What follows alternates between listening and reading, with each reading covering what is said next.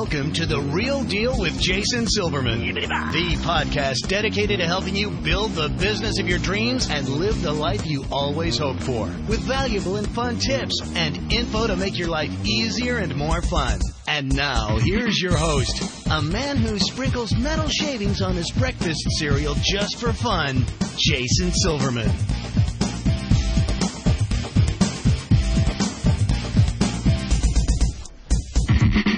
Hello, everybody, and welcome to The Real Deal with Jason Silverman. I'm your host, Jason Silverman, and I'm thrilled to share some time with you once again today.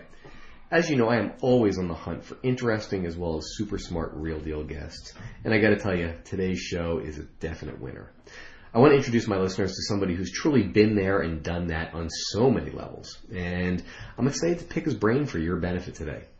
Now, for the folks who I work with in any of my coaching programs, mastermind group, or through Powerful Words Character Development, All-Star Cheer sites, or dance sites done right, you know how much I focus on the importance of the right mindset, right? Well, this show is going to help us to do just that. So today it's going to be my honor and privilege to share an amazing resource with you. You're going to love today's guest. He's got a ton of valuable info about what I consider to be a super, super important topic to help you succeed, as well as a fun way to deliver it.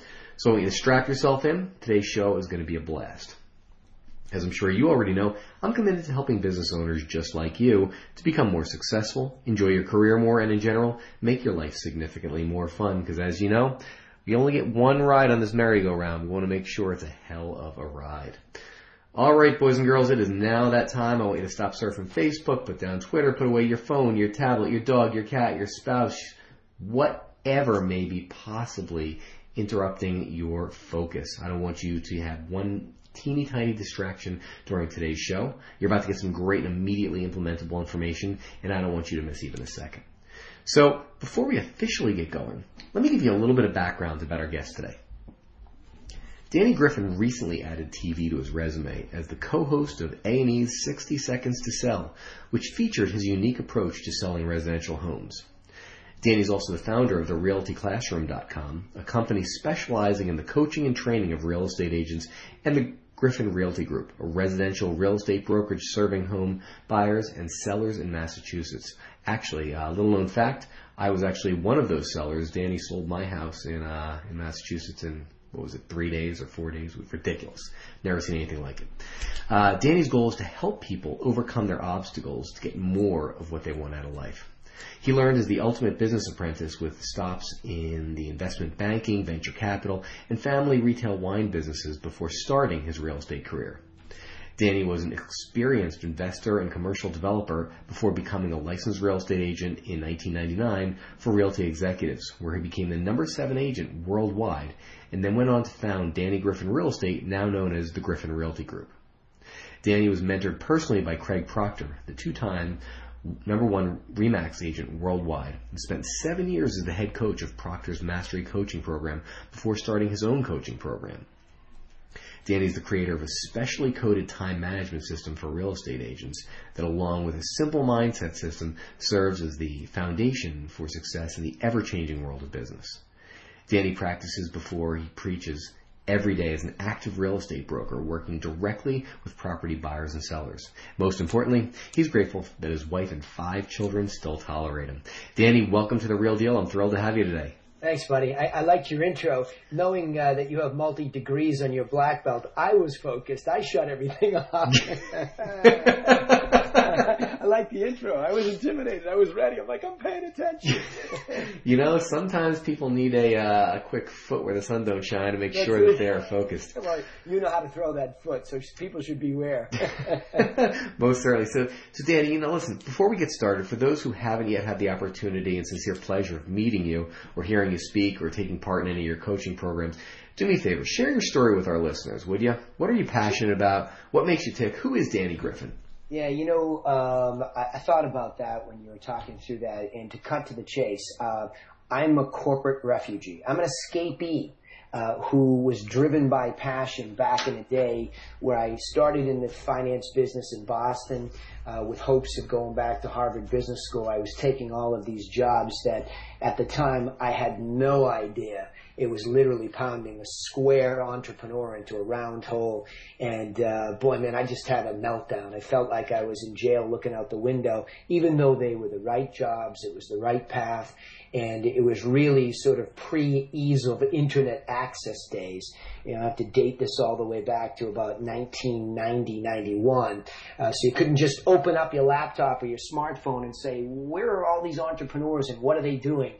Instead, at a venture capital company, I was talking to them and, oh man, freedom. I could hear it. And it wasn't the freedom to go do what you wanted. It was the freedom to take your ideas and then bring them to the public.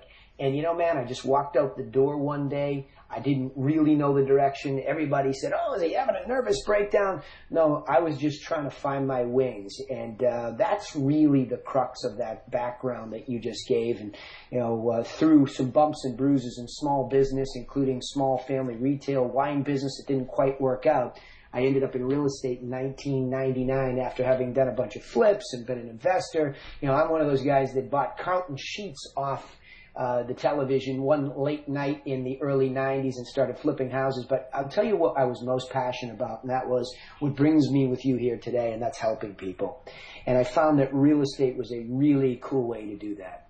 It wasn't business to business, which can get a little bit too mundane for me as an entrepreneur. It was really helping people with the single largest financial and emotional transaction that they'll ever make in a lifetime. So in 1999, I got licensed, and you've already read the resume, and that's what brings us together. You and I, yes, client relationship. We went through that when you and your lovely wife, Robin, were making your big move into superstardom, more closely to knit to New York, and where things have gone wonderfully for you. So there's my point, man. I just know that I had a very small role in that wonderful journey of yours, and that's where I get the satisfaction. The passion to share how I do that is now really my life's work. Trying to make it easier, not just for the home buyers and sellers, but for the real estate agents out there who are trying to make a better life as an entrepreneur in this business.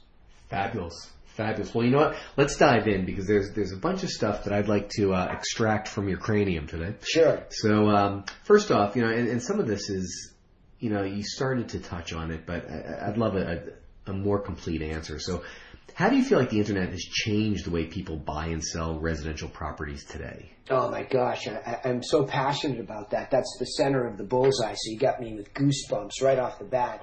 In 1996, there was the beginning of a seismic shift that I don't think anybody really understood at the time. And that is Realtor.com came into existence, and they took what was for hundreds of years proprietary data, meaning brokers, agents owned the data. In other words, when you listed with me, technically I owned that listing.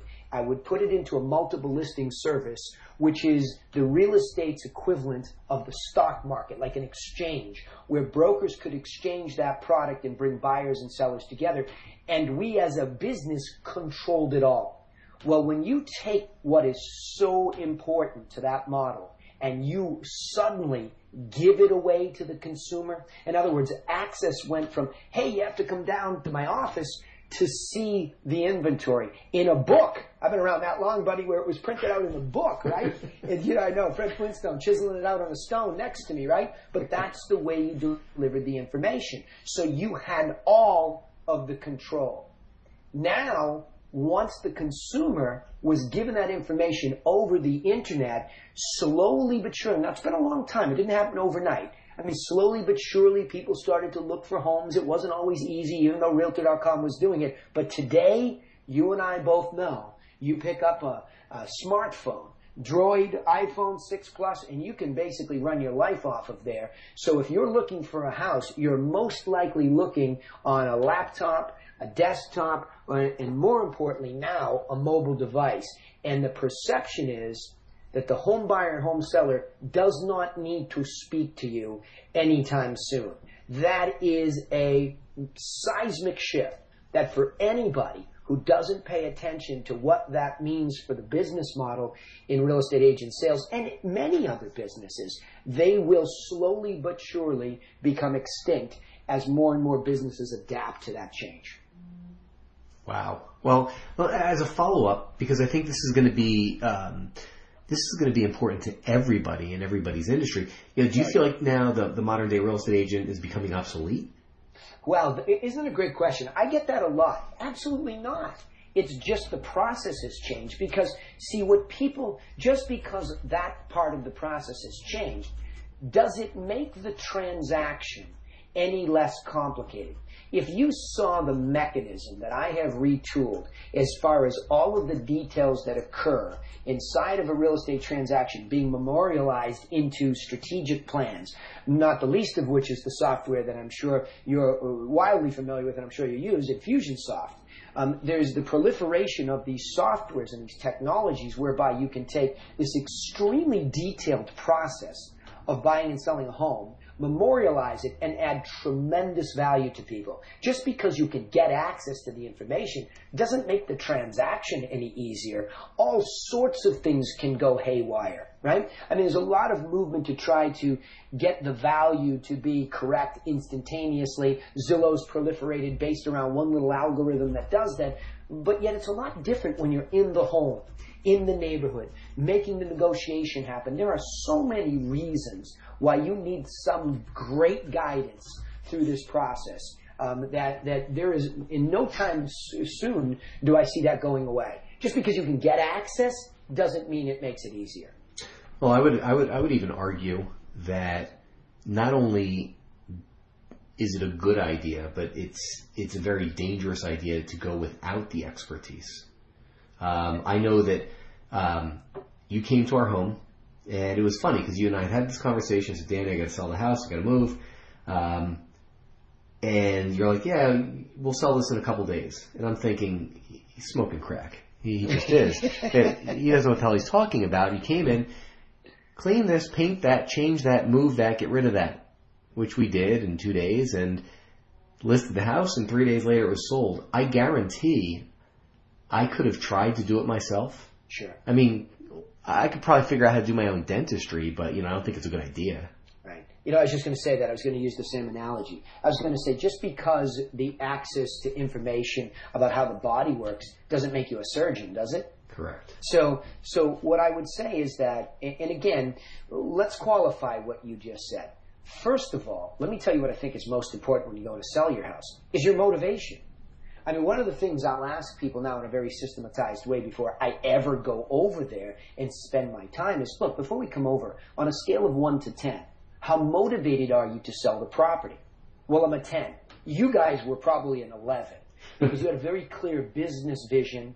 It required a very specific geography move. So the motivation was totally there. I'd say you were an 11 on a scale of 1 to 10. So that makes it a lot easier to cut to the chase with my expertise because you're ready to hear me. Look, guys, in order to sell this quickly so that you can move on, I'm a pricing it right expert. And when I walk through the door, I'm going to have not just comparables, but I'm going to have analyzed those. I'm going to put them through my own analytical look through. And then I'm going to make an adjustment based on your condition. Now, you want a little bit more money. You want to sell it a little bit more quickly. Here's the low-cost stuff that you can do to make this a no-brainer. So you and Robin were excellent partners in that process because of the level of your motivation and because you were cooperative in preparing it for sale. And so priced right, prepared for sale, motivated sellers, that's why it happened so quickly. And that does not mean that that's a universal situation, which is why real estate becomes such a difficult thing, because oftentimes a property is listed for a seller that is truly not motivated. Yeah, if you can get me this price. Well, that screws up the marketplace. When you really look at the way something trades when it's finally priced right, there's really not much given up as a percentage basis in negotiation. See, that's where people are delusional. Well, I think it's worth $300,000, so I'll put it on for $330,000. Well, you're 10% above where it's really worth. And if you really knew the mathematics, you'd know that you have to be within 3% to even get a showing. So it sounded like you could cheat that high, but you just took yourself out of the market. Look to the stock market, Jason, as an example. Just because I have a share of Google, can I run down to Wall Street and say, I want even $10 more than the market's bearing, I get laughed off the corner. Because inside the mechanism of the market, it's trading within maybe even nickels and dimes. So again, it's that efficiency of the market is stronger than people think, but it's very difficult to compare a house to a house. So that's where the expertise is really needed. Got it. Is there a better strategic plan for running a real estate agent business right now than what has been occurring? Oh, there's no doubt about that. At therealtyclassroom.com, it's founded on the passion for that very thing that you just said. In all of the thousands of hours I've done the job and coached the job and been coached in the job, what I've come to realize for your business and mine, there are certain universal principles that I like the word immutable. They don't go away, right? If you look at a Henry Ford assembly line, it's not the automobile. It's the way the automobile is put together that has universal stages that it goes through where leverage can be applied to it. So in our business, there is an assembly line. I would tell you, and you read the little coded piece of it. First of all, it's a business, so it acts like one.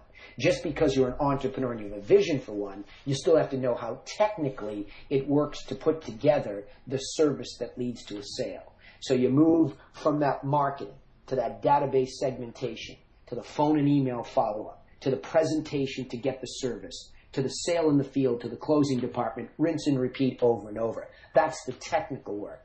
However, where this industry falls down, as do most small businesses in my not so humble opinion, having read many times over Michael Gerber's E-Myth, most entrepreneurs are driven by a vision, as he says. They have that entrepreneurial seizure like I did. I now understand why I walked out the front door of a great job about 24 months away from going to business school, okay? And that was because I had that seizure. I had to do it my way.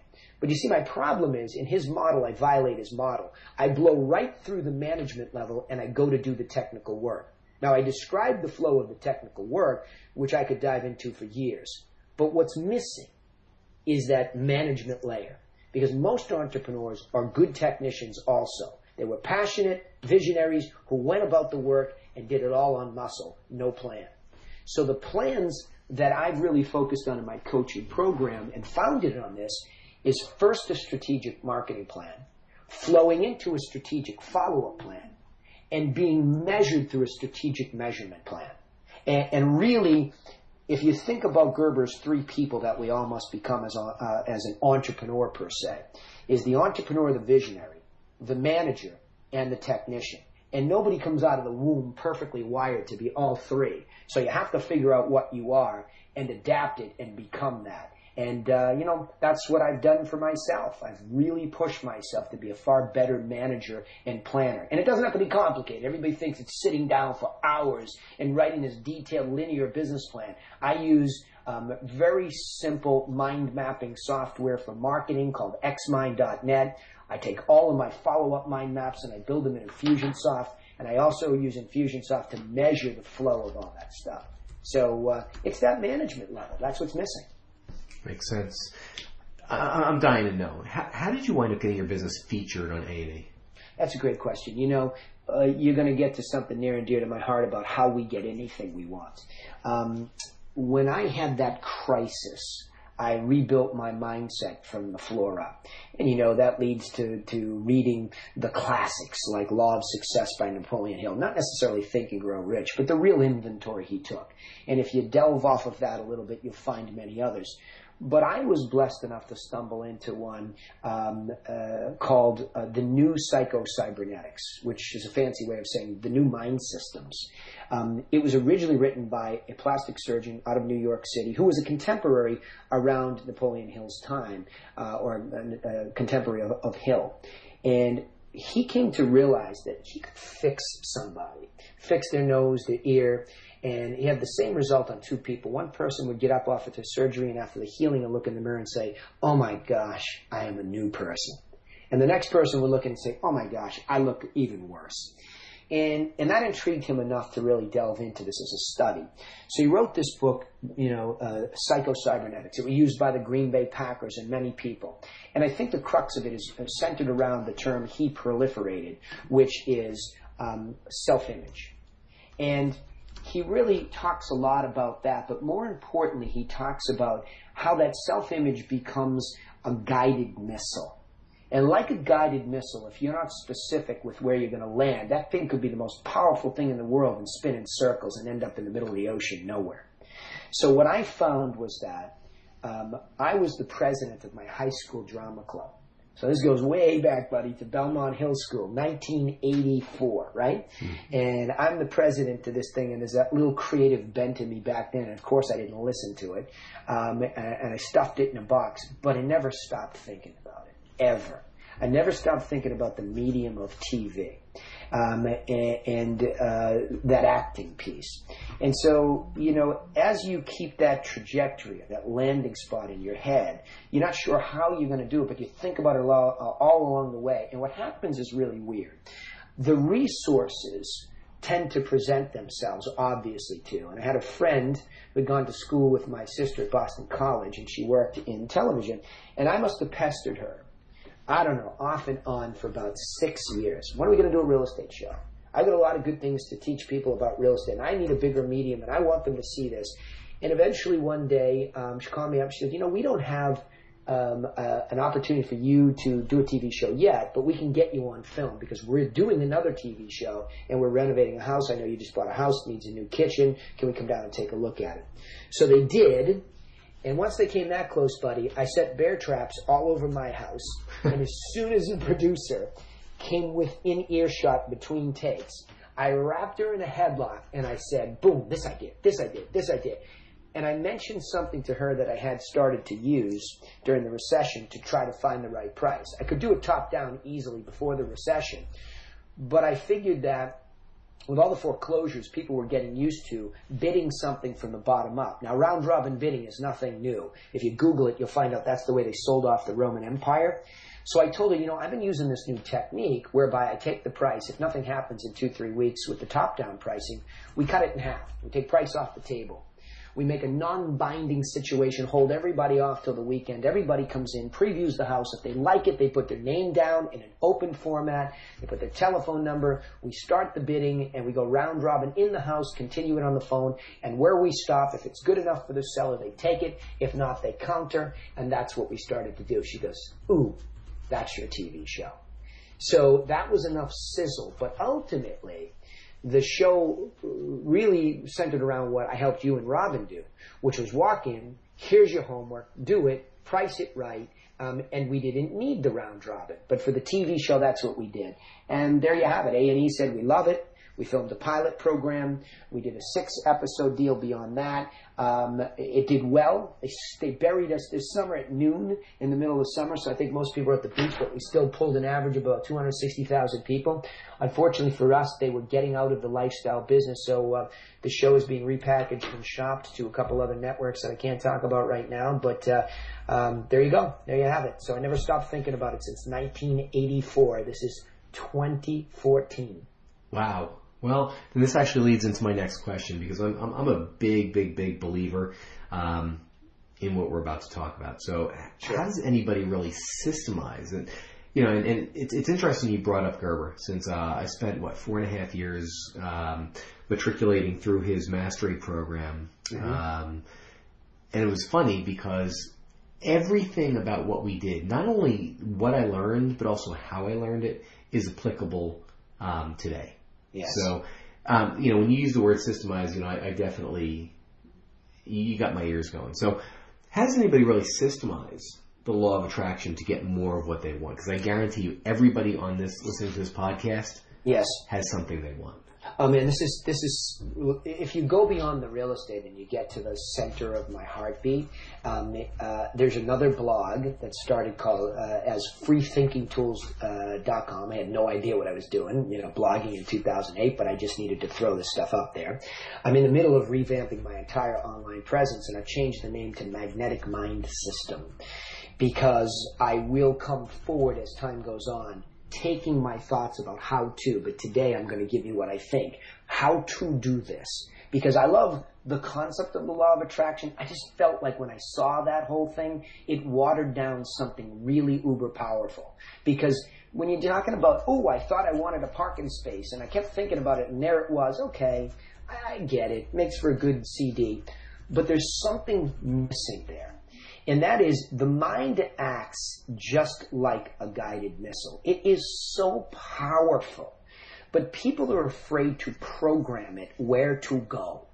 And they underestimate its power to accumulate resources and assemble those resources in the right order. Because ultimately, there is a way to get anything. I mean, obviously within reason. Let's keep this reasonable. And I don't mean reasonable, oh, you can't become a TV star if you want to. Ta-da, right? You know, I mean, you're not going to beat Usain Bolt in a 100-meter sprint if, you know, your body is not that type. So I think there's a reasonable approach to this. But as long as you understand the guided missile principle, you can program your mind. You have to start daring to dream that you can land on that spot. And you just have to be very clear about what that spot looks like. If you think about today's guided missiles, they can send them through a small window from a gajillion miles away. Okay? Your mind is even better than that. It can even get more accurate. So Maxwell Maltz called it a servo mechanism. And he makes it like a machine. If you program it to fail, it will. So in other words, if you say, I'm a loser, I'm going to have this bottle of booze, I'm going to do these drugs, you're going to fulfill that because that's the target you set. It's what you're telling it to do, so it will deliver it. Whereas if you say, I want to be on TV to express my thoughts to the world, and I'm just using my own example, what was strange was that over time, the resources were right in front of me. So it's that reiteration and clarity in spite of the setbacks, because here's the trick. There is no such thing as failure on your way there. See, if you think about what a guided missile does, it goes up into the air and it's moving towards that trajectory, but it's hardly a straight line. Why? The wind blows, the moisture goes up and down. Whatever variable can bear pressure upon that missile's flight, it will, and it will do it regularly. But see, the missile is too stupid to quit. It doesn't quit. It just makes an adjustment to get back on course. See, the problem is our mind is as good as that missile, if not far better. The problem is our emotions allow us to quit. That's what happens. We get bungled up by all the emotion that the guided missile doesn't have. And there's the simple difference. One, we have a better guided missile system. But two, we're too smart, too emotional, whatever the case may be. So really, to fight through that emotional setback, I think you have to continuously clarify it and understand and welcome the setback. Because the sooner you know the setback, the quicker the mechanism can readjust itself and go around that hurdle, through that hurdle, over that hurdle, whatever it might be. So that's my simplest discussion for how to systemize the law of attraction. And really, you know what's cool about it too, the mind is so complex, it has multiple missiles in front of it. And I'll give you an example of my own life. I want to be a successful father and husband. Okay, I have 5 kids. It takes an enormous amount of adjustment to be tolerant of the journey your children go on, right? Enormous amounts, okay? But you continue to adjust and overcome because it's never what you expect. It's never perfectly what you want. In the same breath, I have to feel fulfilled in my businesses to be happy too. And I have 2 of them. They collide in the world of real estate, but they're very different. They behave very differently. One is pure intellectual capital. And the agent that comes to you for the coaching program, boy, they have so many pressures to bear on them, whereas the buyers and sellers and the agents in the hardcore sell the real estate business. There's different variations there. But in all 3 worlds, I am very, very clear that I don't need much else in my life to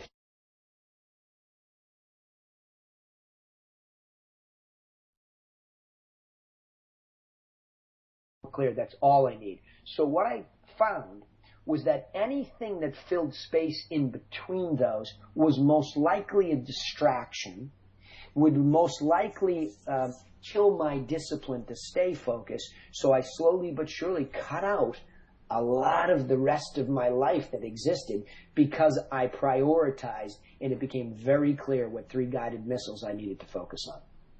That's brilliant. I love that analogy on so many levels. At this point, it is time for our resource of the week. So, Danny, tell me this. How can my listeners find out more about you, what programs you're doing, and really how you help so many entrepreneurs to succeed today?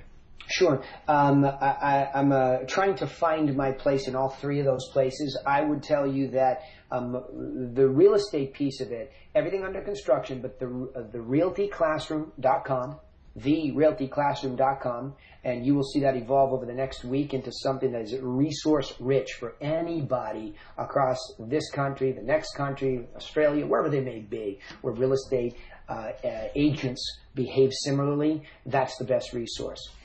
Keep an eye on magneticmindsystem.com. That's the passion. It's the blog that's sitting there waiting for its next evolution, but there's some good content that was developed over many years sitting there. GriffinRealtyGroup.net, also just beginning to get life there as a new site there. Those are the 3 worlds that I live in, and I would say go directly to those places to find me. You want to just find me generally, probably the best place to... Oop, you just got muted.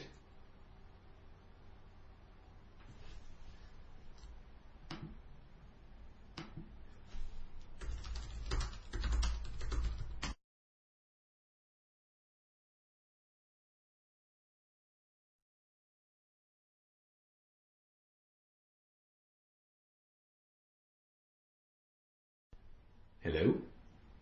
Yep, here I am. I don't know what Okay. happened. We lost each other there. There you go. So you were just saying the best place to find me. Yeah. Very simply put. GriffinRealtyGroup.net. You'll find all about the real estate business there, where we buy and sell, help people buy and sell properties in Massachusetts. TheRealtyClassroom.com, the best resource for real estate agents that I can offer. And ultimately, magneticmindsystem.com. Lots of good, just free content there that I throw my passion up on, and we've had a hiatus and a redo there since the TV show, but lots of content there, many years worth. Spectacular. All right, Danny, as you know, I love to end my podcast with what I consider to be a really important and also a very telling question. So if you could give business owners just one solid piece of advice to either help their business or, more importantly, to help them live a better, more balanced, more fulfilled life, what would that piece of advice be? Oh, you bet. Be honest with yourself about what you really, really want. I believe, as a father of 5 kids, and I've been teaching my kids this from day one, I ask them one question over and over and over. If you could do one thing the rest of your life, what would it be? Because you were born to do that thing. And the sooner you find it, the better off you'll be. When you allow yourself, in spite of what the world says, to become that thing, be very clear about how you become that thing through a plan that you develop. So know exactly who you are and what you want, and get a clear plan that's adjustable along the way, like that guided missile, so that you can get it. Until you live that life, you'll never know true fulfillment. Fabulous. Very, very powerful words there. Danny, thank you so much for joining me today. I know how busy your schedule is, and it really means the world to me that you take some of your time and share some of your wisdom and experience with us. Oh, buddy, we go way back. We're family. Hell yeah.